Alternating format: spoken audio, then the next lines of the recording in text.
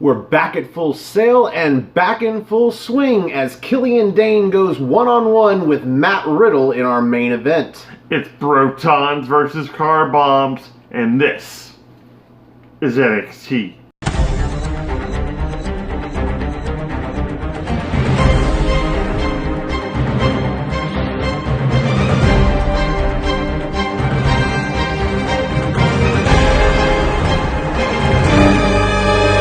Oh, Canada, our home and native land.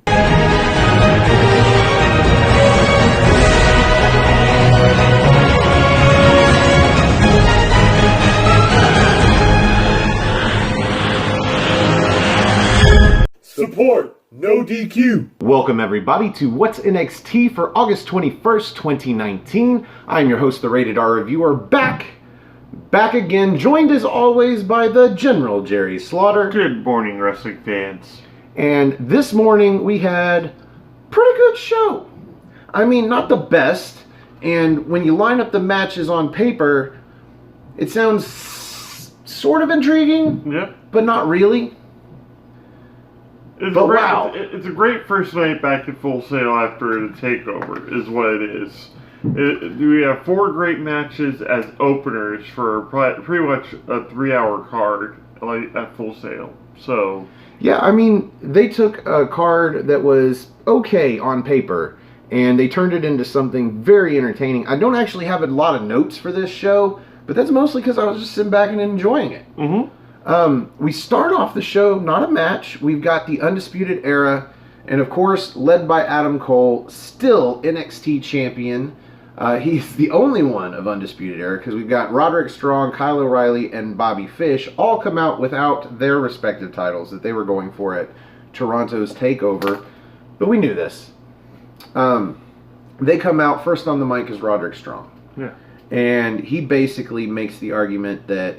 Or no, first on the mic was Adam Cole. Adam Cole pretty much Sorry. saying he fulfilled his duties and beat Gargano like he said he's going to, and he is not even arguably anymore. He is the greatest NXT champion.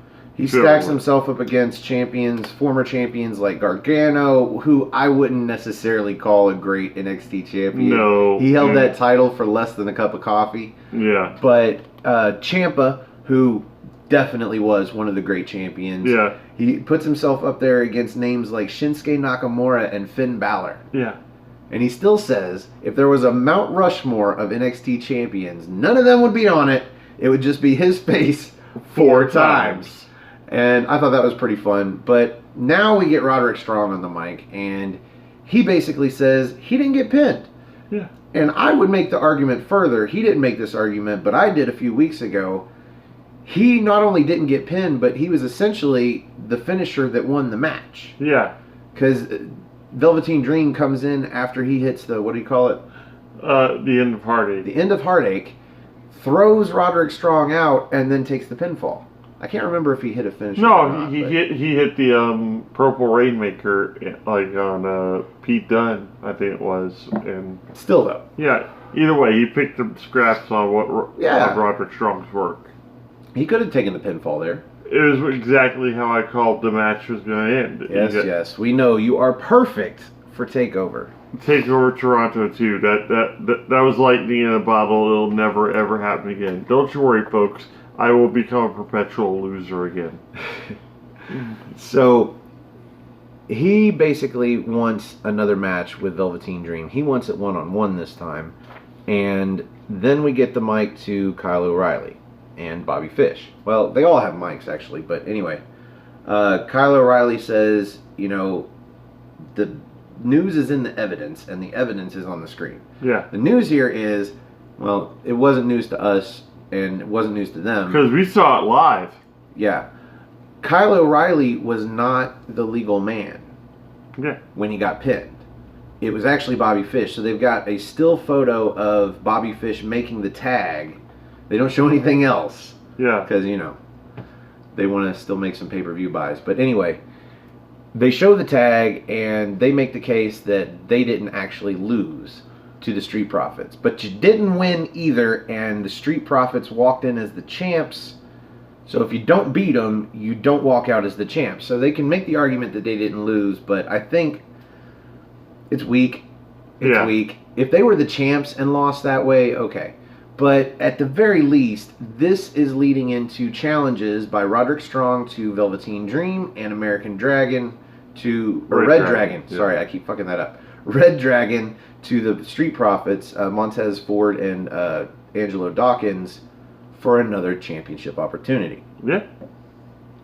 And they leave it at that, basically. Soon the prophecy will be fulfilled, and they will all be draped in gold, blah, blah, blah. Blah, blah, blah.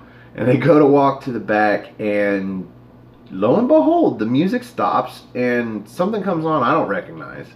Should have. I've heard it 3 times in a row, once live. Yeah. Jordan Miles comes out, and he is holding his contract, his guaranteed match for an NXT championship. And he doesn't say a word, doesn't smile, very poker face through this whole thing, up till the end. And Adam Cole gets a mic, and he basically tries to talk him out of challenging him for his title. It's like, don't squander your one chance against me, you know. Go after Velveteen Dream. Go after one of the... he didn't even suggest Velveteen Dream. He suggested first Shayna Baszler. Shayna Baszler, that's right. And then he suggested going to NXT UK or 205 Live because they aren't the same caliber. Yeah. And I'm thinking the only men's title on NXT UK is Walter's title, and I don't think he'd fare any better against Walter, honestly. I would have thought he would have like gone for a tag titles and actually either used another guy for the breakout tournament or found somebody on the NXT roster. No fucking way. We went through this before with Velveteen Dream. Granted, when he cashed in his championship opportunity for the NA title, the North American Championship, he actually won it. Yeah. Sure, okay, fine, whatever. But if you've got a guaranteed championship match for any title, you always go for the heavyweight championship. I'm not disagreeing, but like the way they had it written and everything that last time, I can kind of see it. But Jordan Miles is so positive and so, you know, not really arrogant, but confident in himself. I could actually see him challenging Adam Cole, and that's exactly what he did. Yeah, he wasted no time whatsoever. No, it took 2 weeks.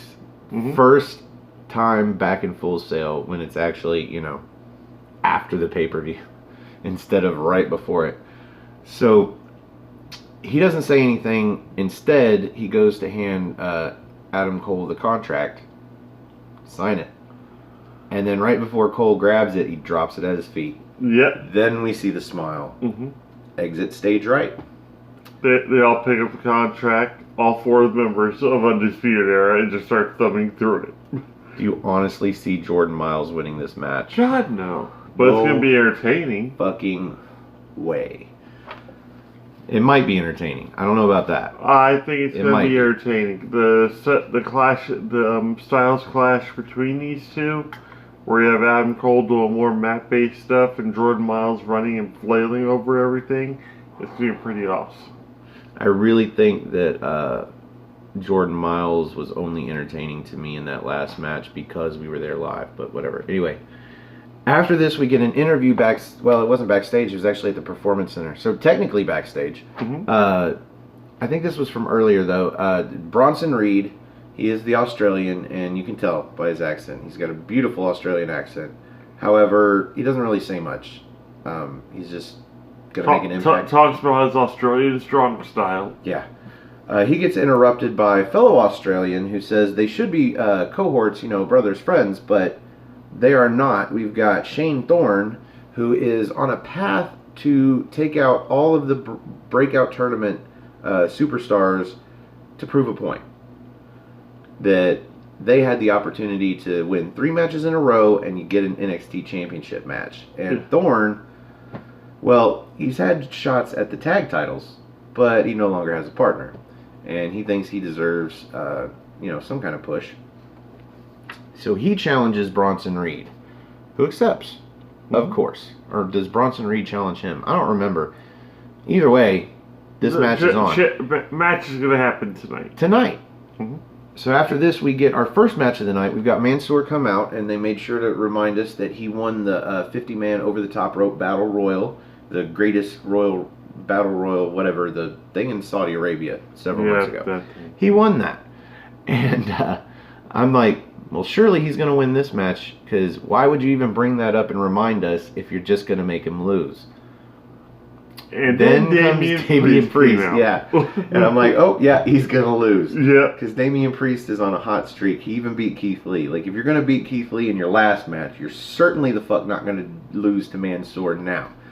However, this was a really good match. Oh, yes. We had a lot of heavy strikes out of Damian Priest. Good God. Oh my God. Okay, so this was not a squash match at all. Not by any means. Mansoor did look really good through a lot of this match. Mm-hmm. But when it comes to strikes, so he hits Damian Priest with his forearm. Like, he jumps over the ropes, looks like he's going to skin the cat, but turns around. Damian Priest comes over and he slides under the bottom rope like Miz has been doing lately. But instead of going for that schoolboy or whatever fruit roll-up, he gets up and he lands a forearm on Damian Priest, who almost shrugs it off. Yeah. Then he turns around halfway and wails a forearm into Mansoor and lays him out. This might have been the strongest looking forearm I've seen in years. Mm-hmm. Wow. I recommend watching this match just because there's a couple of spots in here where Damian Priest hits a power move and it's just like, holy fuck. That yeah, like it's just pure punishment. Martinez. So, Damian Priest wins this match with a throwing Razor's Edge. They called it a, what do they call it, a Splash Mountain? Splash Mountain. Splash Mountain is usually reserved to be a Razor's Edge or sit-out Razor's Edge. Right. Pretty much a cross power bomb turned into a sit-out power bomb. So he hits that, picks him up, and hits his The Reckoning, which is it's an inverted swinging neck breaker that ends in a cutter. Yeah. 1, 2, 3. The rest of this match, though, oh my God. Like, I didn't take any notes. I was just enjoying it. My advice is watch the match. And since it's the first match of the show, my second piece of advice is just continue on and watch the rest of this show. Yes. Any last thoughts about this? No, it was actually quite brilliant from front to back and a great opener to get the crowd warmed up. Yeah, absolutely. Not too long, not too short, just the right length. And something else to take note of here. Damian Priest puts back on his cool vest at the end of the match. Yeah, his vest looks like he found a gorilla with a red chest and just skinned it. Yep, just went to a zoo, killed a gorilla. As Jerry pointed out while we watched the show, they must really be invested in him. Ha Yeah. So after this, we go right into our next match. I'm sure there was a commercial or something, but we've got Mia Yim come out, and I'm like, oh, again, still with Mia Yim, she lost. Let's move on to anyway. So she comes out, and we figure it's going to be somebody from, I don't know what they call themselves, but Aaliyah or Vanessa Bourne. She beat Aaliyah a few weeks ago, so now we get Vanessa Bourne, and I'm happy. Yeah. I'm happy. Short of Rhea Ripley, Vanessa Bourne might be the hottest chick in NXT. Like, god damn. So that's a shout out to Aaron with an E, Aaron Roca. Yeah, she agrees. Vanessa Bourne is smoking hot. So Vanessa Bourne comes out with Aaliyah, and I'm thinking, okay, so she beat Aaliyah pretty easily. I think maybe this time around, Aaliyah gets a little bit of help in, and Vanessa Bourne somehow pulls off the victory. Nope. Mia Yim's still getting pushed. Despite the fact that she lost her title match at TakeOver 2, she's still getting pushed. So the notes here of the match, like, Yim wins with a protect your neck. This wasn't the greatest of matches or anything, but it was short enough that it managed to be entertaining from front to back. Yeah. Not a lot of rest holds or slow spots, and it just was. It was a good match. And she sold the protect your neck extremely well. Oh my god. Fucking Vanessa Bourne leaping out of that protect your neck like The Rock does out of a Stone Cold Stunner just about. And the view, I'm just saying. The story really isn't in the match. The story is after match. And you ask, well, what could possibly happen? Well, there's two of them. They could be beat. No, this is not a 2-on-1 after match beatdown. What we end up with is Shayna Baszler coming out. And this disappoints me even more. Because again, shall we move on from this? Yes. Apparently not.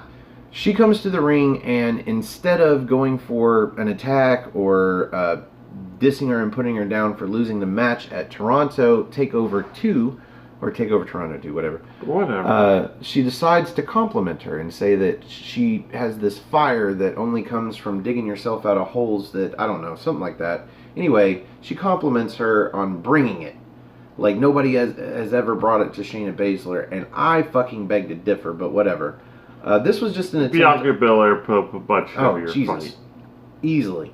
So this is just Shayna Baszler's attempt to, in this case, recruit Mia Yim to her little group. Yeah. Her new 4 horsewomen of MMA. Except, well, Mia Yim's MMA too, isn't she? No, she's just a former She's a striker. Anyway. Yeah. So she offers a spot under her dragon's wing. Yeah, she says it's warm under her dragon. Yeah. Because everybody has a wing now. Everybody's got a wing. She's got a wing. Noam Dar's got a wing. Everybody's got a wing. It's a wing thing. It's a wing thing. Mm-hmm. So Mia Yim pretends to think about it for a moment, but she's got Jessamine Duke and Marina Shafir behind her. I think Duke has got a sling in her arm, but still, her arm in a sling too. She doesn't give in. Mia Yim turns around and goes straight after the one in the arm sling. Easiest one to get rid of off the bat. But then I think Jessamine Duke comes in and attacks her. And of course Shayna Baszler comes in and attacks her. And everybody's beating on Mia Yim. And I'm like, fuck, this feud is going to keep going, isn't it? Yep. Referees come out, break them up. But the damage has seemingly already been done. Yeah. So that was that. I don't know. I'm always okay when Shayna Baszler ends up on top. It's just I didn't even like the first match, and now it looks like we're going to get a second match. A third even. Oh, would this be the third match between them? Because the first one we ever had was one of the first cold opens we ever did. It's like it was Mia Yim. It wasn't for the title though, so yeah, sort of ish.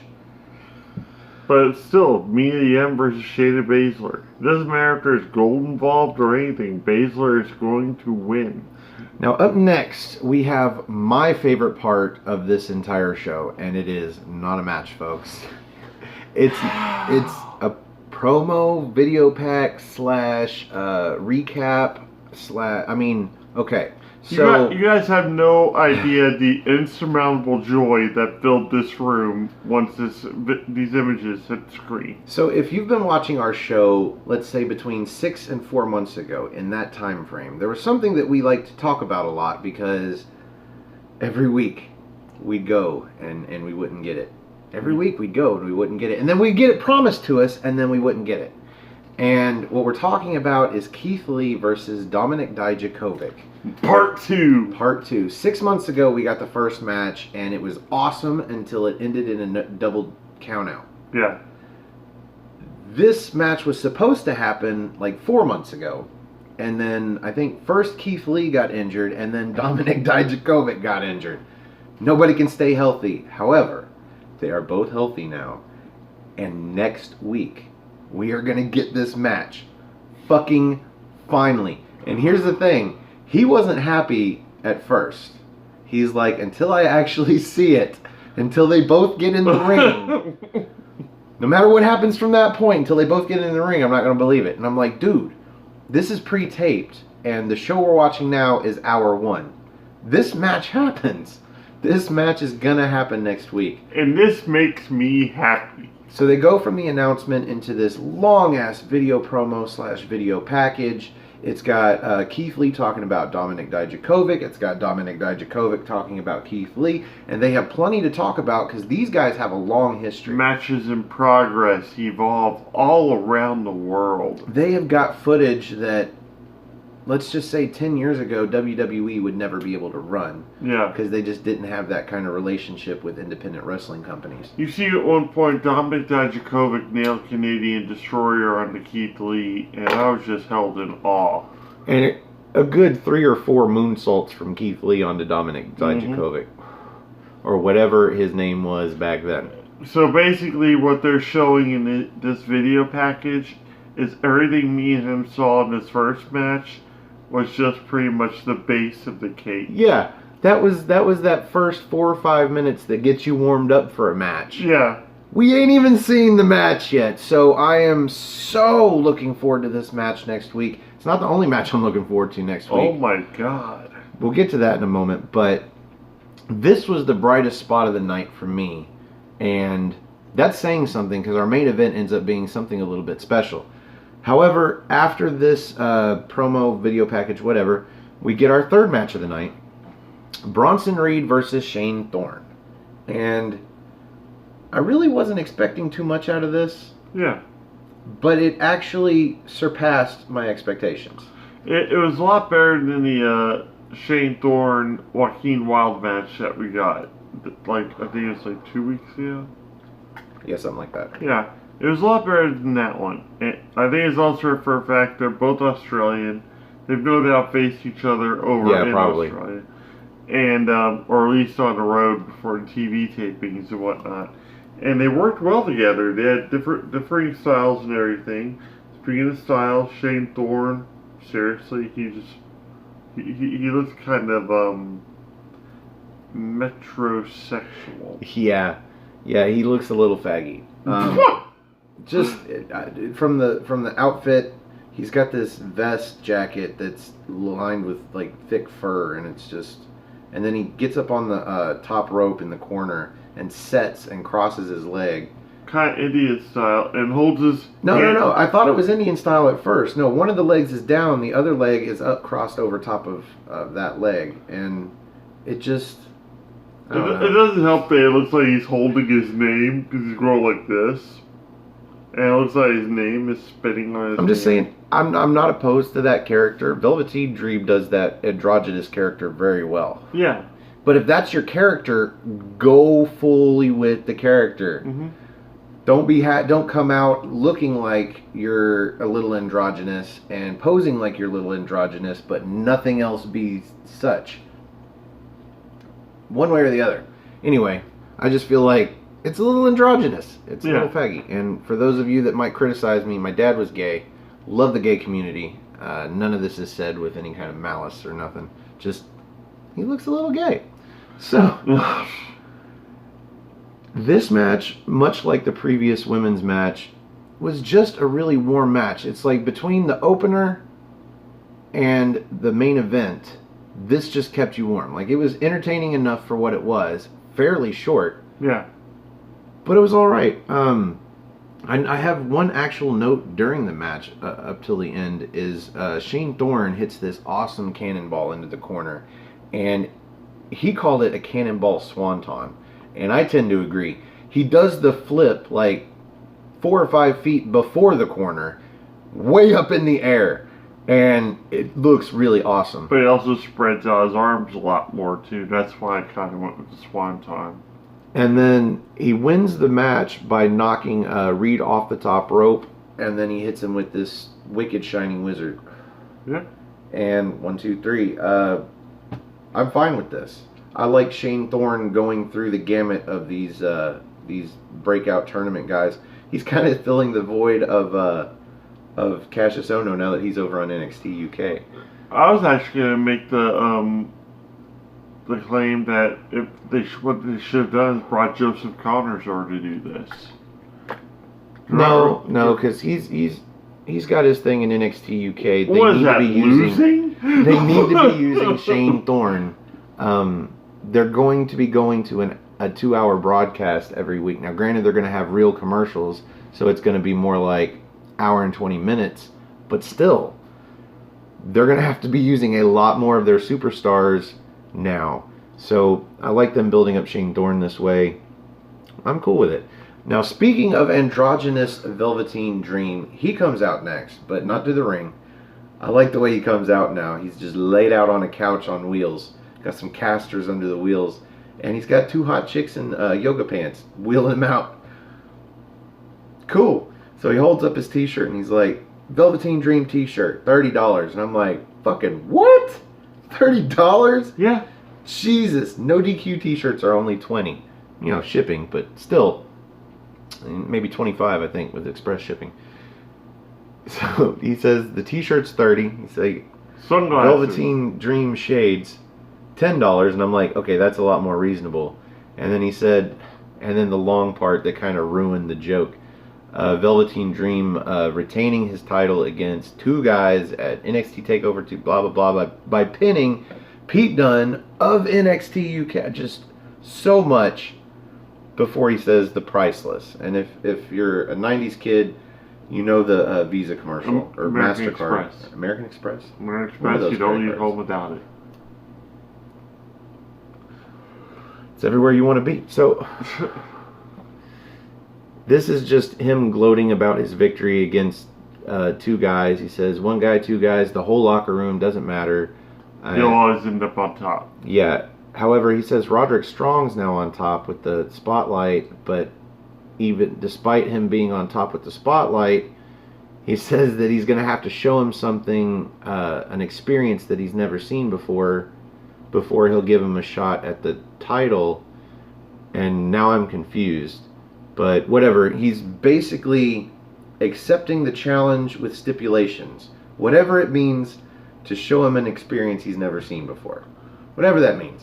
I think he's going to play a factor in the Lee and Dijakovic match. I think the match will end, but I think he'll go out on some sort of post-match attack. Who, Roderick Strong? Yeah. And nail Doesn't make sense to me, but I wouldn't put it past him. Because those are both 2 relatively big dudes. Yeah, but you're intertwining storylines for no reason. I'd rather see him go after, let's say, Damian Priest in after a squash match. Right, then you're only, you know. I think Priest are going for to be a heel though, and that would just turn him automatically face. But either way, if he attacks somebody, you're kind of dragging somebody into the picture, and then you could end up with another fucking triple threat match. I'm not in favor of that. I'm hoping that. I was going to say that does sound like a stupid move on Roderick's part. So anyway, after this, we get a couple of announcements. We don't get an announcement for the North American Championship match with Dream and Strong, but we do get an announcement about Adam Cole versus Jordan Miles. That is going to happen in 2 weeks' time. Yep. However, next week, we are going to get the Tag Team Championship match. Street Profits, Angelo Dawkins, and Montez Ford against Red Dragon of the Undisputed Era. That's Kyle O'Reilly and Bobby Fish. And on top of Lee versus Dijakovic. I don't know which of those 2 matches is going to main event. I guess it's got to be... It's going to be the tag title. Yeah, it's a title match. But really, it ought to be Keith Lee and Dijakovic. Fuck! Which one? I say open the show with the tag title match. Yeah, that'd be awesome, but we probably won't get that. We'll get I think Lee versus Dijakovic will open it, and then I think we'll get another match between there to cool everything down, and then I think we'll get Street Profits versus Red Dragon. Man, I really hope it's the other way around, but either way. I think we're going to get 3 matches on that card, because if they're going to squeeze everything they can out of Lee and Dijakovic and Red Dragon versus Street Profits, you can only probably put 3 matches on that card. Yeah, I could squeeze 4 in, but whatever. We are on to the main event, ladies and gentlemen. Killian Dane versus Matt Riddle. This is a blood feud. This is a grudge match, and you can tell by the way they come to the ring. Because Killian Dane, he's got his new music, he's got his new look, his entrance, whatever. He's got to show it off. Badass. Yeah, his look is awesome. His music's all right. The entrance video is super cool. And the camera work. The camera work is sick. Yeah, so he comes to the ring, and then Riddle's music comes on, but he doesn't come to the ring. He sneaks through the crowd, runs up into the ring, and attacks Killian Dane from behind. And this match is now starting. Mm-hmm. Wow, what a match. I mean, like, the first half of it was just them basically beating each other up. Yep. Obviously, Matt Riddle is hitting a few more, let's say, wrestling moves. He hits a German suplex to Killian Dane, where Dane is deadweighting it. and you're like, no way, no fucking no, he nails it. Yep. Bridges and everything, Jesus. But my notes really don't start until about halfway through the match up to the end. Because you're kind of like, this match is kind of underwhelming compared to where I thought it was going to be at. I was like, this isn't the match I was expecting out of these two, and then suddenly we had that deadlift German suplex, and I was like, wow! It's like, that's how I ended that sentence. It's like, oh, it's on. yeah, this is the point where it all goes uphill. But before I break down the end of the match, what did you think about the main event, Jerry? I thought it was finally what we deserved out of the two of them, because it was brutal enough, and there wasn't really... This is what we deserved out of Killian Dane. I think we've seen better matches out of Matt Riddle. Oh, definitely. But this is also something that Matt Riddle really hasn't faced off against either. He's been against smaller opponents. He's been, like... He's defeated your submission specialist. He's defeated your jiu-jitsu guy. He's defeated your lightweights. He's defeated Cassius Ohno, whatever category you put him in. But he hasn't faced a guy that's pretty much as maniacal and unpredictable and just as fucking strong as Killian Dane. So, Killian Dane really didn't have, pretty much had everything to lose in this match. It was his first match back. He needed the win. And sure enough, he got it. So. Yeah, so my first note after the beginning, where Riddle comes in through the crowd, is Matt Riddle with a bro to sleep. I love how he just takes random moves and changes a word that ends in O to bro. Yeah. And then just does the move. Like the Broton. It doesn't even end in O, but whatever. Like, it's not even a cool move. No. Everybody does a senton splash anymore. Anyway, so he does the bro to sleep, pulls him up into a power bomb, and then does that roll through from the power bomb into that lifting knee strike. Gets a near fall. I didn't expect him to get a pinfall off of that. I don't think he ever has. Normally he goes from that into the bro mission. Yeah. There was a couple of times in this match that he went for a submission, but it mostly looked like a sleeper. Like, it never looked like he had a good opportunity to lock in a bro mission. But he goes up top and goes for a corkscrew moonsault, but Dane counters it. He gets his knees up right into the lower back that's got that trainer's tape from probably the spot in NXT TakeOver Toronto 2, where they went through tables. So after that, let's see, Riddle dodges Killian Dane, who's running into the steps. Like, he just dodges out of the way. So Killian Dane goes like shoulder first into the ring steps. And then Matt Riddle is pissed off at this point. He takes the top part of the steps and throws him off. And he's going to try doing a power bomb onto Killian Dane onto these steps. But it doesn't go his way. Killian Dane goes to do a back body drop onto the steps. But I guess because of the sweat and probably oil, or maybe they meant to do this. I think they meant to do it. Instead of a back body drop where Riddle flips and lands on his back, he slides off and goes face first into the steps, where like his neck's at the edge, and I swear it looked like he broke his neck. Yeah. Oh wow! But that's the end. It needed to look brutal, and it looked nasty, and it looked wonderful at the same time. That was the end for Matt Riddle. Because coming off of that, he rolls off of there, he rolls onto the steps, and then Killian Dane hits his senton splash, and then rolls him onto the mat on the outside. He gets up on the apron and does a Vader bomb from the apron onto the mat on the outside onto Matt Riddle. Then rolls him in the ring into the corner, like laid out diagonal towards the corner, and does 3 Vader bombs off the middle rope. And by the second one, I'm yelling at the ref to call the match. Stop the match. Stop the match. Like, you've done this before. You did this in a Matt Riddle match. I was expecting you to run into another room or grab, like, white paper towels or something and throw them at your screen. I mean, seriously, like, that should have been the end of the match. It should have been called by the ref.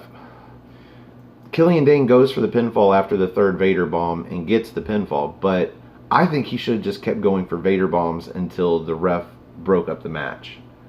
But it wouldn't have made sense with the aftermatch, because even though Dane won and he leaves, Matt Riddle gets up, spitting out blood, and chases that sumbitch up the ramp and jumps on his back on the stage right before the camera cuts. Yeah. So this isn't over, folks, and that was a hell of a match to begin with. Yeah. So I can't wait to see match number 2, if it comes to that. I don't know where it goes from here. Maybe you bring back the Lion's Den. That's what I would do. Bring back the Lion's Den and put those 2 motherfuckers in it. Well, that'd be an interesting match. Like that. You think? Well, he's got that training facility he goes to. That'd be really cool. Just set it up in there. Nah, set it up at Full Sail. Support, no DQ. Well, that brings us to the end of the main event, and here on What's NXT, we like to rate the main event using the General's 5-star rating system. And Jerry, you always get to go first. Where do you rate this main event out of 5 stars? I'm gonna go ahead and give it 4 1/4 because naturally we got the great show, so it bumps it up a quarter. But this is gonna be the first encounter between Matt Riddle and Killian Dane. This is not over. We have not reached the capabilities of what these two are going to do to each other. This is like going into Sam's Club on the weekend or something and getting one of those little toothpicks with chicken Gordon Bleu or something on it. You bite into it, you're like, I can't wait to get a full one. And that's what we're going to get this next time. I think we're going to get maybe a match with a stipulation, or maybe that's when we finally get him at TakeOver. Yeah, maybe we'll get him at TakeOver. Maybe we'll get a street fight out of them for a main event, something like that. Yeah, so maybe I hope they don't do a steel cage match, but I hope they do something in that kind of vein that you're talking about, kind of like a mixed martial arts kind of thing, possibly. I could be down for that at least, but yeah, that'd be just really cool and such a devastating match, and I'm gonna call it devastating because they just tore the place up and tore each other up, and it was just brutal. And the fact that Killian Dane came out on top, gets his first win back at the expense of Matt Riddle, this is gonna go on for a while. I like it, and it was a great start back at Full Sail, so I was thoroughly pleased. I'm gonna agree with you. This was a great match, and for me, a great match starts at the 4-star tier. However, I wouldn't put it any higher than that. Then you're going into TakeOver quality matches, and this just really wasn't. This is a main event match. Yeah. Because of the way it ended, with the blood and the fight, chasing up the ramp, shit like that. This is a main event match, but it's not main event TakeOver. Yeah. Worthy. So I'm gonna leave it at 4 stars. I'm not gonna give it an extra quarter star because I don't think this was a great show. So you're pretty much giving it. Well, I would have said 3 3/4 an extra quarter because this, compared to other shows we've gotten post takeovers, you're blurring between the opening match and the main event. Those 2 middle matches were just warm fillers. They filled space. They were entertaining, but they weren't great. The opening match was pretty great. You made it sound like the world's worst Hot Pocket. You know what? I'm giving it fucking 4 stars, man. What do you want? What do you want? That is a great rating. I'm about to say, for an individual match, that is a pretty awesome rating. So yeah. Yeah, easily 4 stars. And like you said, I can't wait for the next match. Again, I'm hoping. I don't know why it came to me, but I'm hoping for a Lions Den match. I would love if they finally brought back Ken Shamrock, who never makes it to any of the reunion shows or any of that shit. Finally bring him back, bring him to NXT, let him pass the torch or whatever of the Lions Den match to Matt Riddle, and then put these 2 motherfuckers in there. What do you call it? The Bro Den? There you go, the Bro Den. The Den of Bros. So that brings us to the end of this episode of What's NXT. Thank you for joining us. Please join us tomorrow for the NXT party, where we should be expecting Chris Mace and Owen Finch. Again, 2 weeks in a row. Yeah. Love those guys. So join us for that, please. And if you'd like to be up on the big screen and help us review a future episode of NXT UK, come have a spot of NXT with us. Mm-hmm. You can find me on Twitter. Go to nodq.com/Stefan. That's STEFAN. Or if you just want to look me up on Twitter, it's at Stefan R. Osborne. OSBORNE. As always, the R stands for restricted. You can also find the gentleman on Twitter. At NoDQ General, and also my Facebook group Armbar, all capital ARMBAR. Exclamation point! Join us there for memes, discussions, whatever. Yep. Photos, lots of photos. Good times to be had by all. Good grief. So that's where you find us on Facebook. Don't try to add us. We will not add you. Facebook is spoiler free. Mm-hmm. You can also find me on Instagram for some reason at osborne.stefan. I get a new follower like every week, and I'm like, I don't post anything. I don't know why. But yeah, love it. Whatever. So if you like our video, click the like button. That's underneath me over here. And if you like all of our videos, please do us a favor. Do yourself a favor. Click the subscribe button. That's over there underneath that pin Jerry dropped. And subscribe to us on NoDQ.com and click that little bell icon down there, because when we hit 100 subscribers on our channel, we are going to start doing this show, What's NXT Live, on NoDQ.com's YouTube channel. Mm-hmm. And if you'd like to subscribe to our channel and help us get there, we are at 98. We are this close. You can find us at Aftermatch Wrestling. That's all one word, AFTERMATCH, Aftermatch Wrestling. And if you do subscribe, do us a favor, click that share button down there and share us on Twitter, share us on Facebook, share us on Instagram. If you have friends that like watching wrestling, maybe they will like watching us bullshit about wrestling. Or just us yammer. Yeah. And help get us to 100. And once we hit 1,000, we're going to start doing all our shows live, because fuck it. Finally can. YouTube fucked us, man. Yeah, they kind of did. We went live for a show and it didn't really work out. And we were at like maybe 30 subscribers. Yeah. Now we need 1,000. That's some bullshit. A little bit. So, thank you for joining us for the General Jerry Slaughter. I am the Wizard of No DQ, Stefan Osborne, and we will see you in NXT time.